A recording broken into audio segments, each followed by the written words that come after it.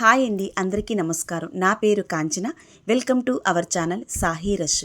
నోరూరించే గోంగూర చికెన్ ఎలా చేయాలో చూద్దాం. 2 కట్ల గోంగూర, కేజీ చికెన్ తీసుకున్నాం. 6 ఉల్లిపాయలు, 4 టమాటీలు, 6 పచ్చిమిర్చి తీసుకున్నాం. ముందుగా గోంగూర చికెన్ క్లీన్ చేసి ఉంచుకోవాలి. స్టవ్ మీద ఒక పాత్ర పెట్టుకుని ఆయిల్ వేసుకోవాలి. గోంగూర చికెన్లో ఆయిల్ ఎక్కువ పడుతుంది. ఆయిల్లో పచ్చిమిర్చి, ఆనియన్స్ ఫ్రై చేసుకోవాలి.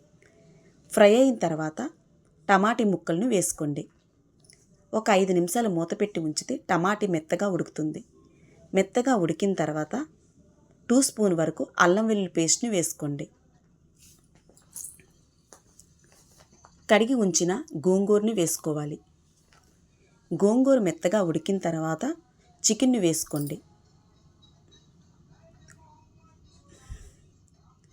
చికెన్లో ఉన్న వాటర్ సరిపోతుందని వేరేగా వాటర్ వేయలేదు. ఒక 10 నిమిషాలు మూత పెట్టి ఉంచితే ముక్క బాగా ఫ్రై అవుతుంది. ఫ్రై అయిన తర్వాత రుచికి సరిపడగా సాల్టు, కారం వేసుకోవాలి. గోంగూర చికెన్లో ఆయిలు, సాల్టు, కారం ఎక్కువ పడుతుంది. పులుపు మీద అలా వేస్తేనే ముక్క బాగా టేస్టీగా ఉంటుంది. బాగా కలుపుకొని ఒక 10 నిమిషాలు బాగా ఉడికించాలి. ఆయిల్ పైకి తేలినంత వరకు ఉడికించాలి. చూడండి, ఈ విధంగా 1 స్పూన్ వరకు మసాలా పౌడర్ని వేసుకోండి. అంతేనండి, నోరూరించే గోంగూర చికెన్ రెడీ అయింది. మీరు ట్రై చేయండి. మీకు ఎలా వచ్చిందో కామెంట్ బాక్స్లో తెలపండి.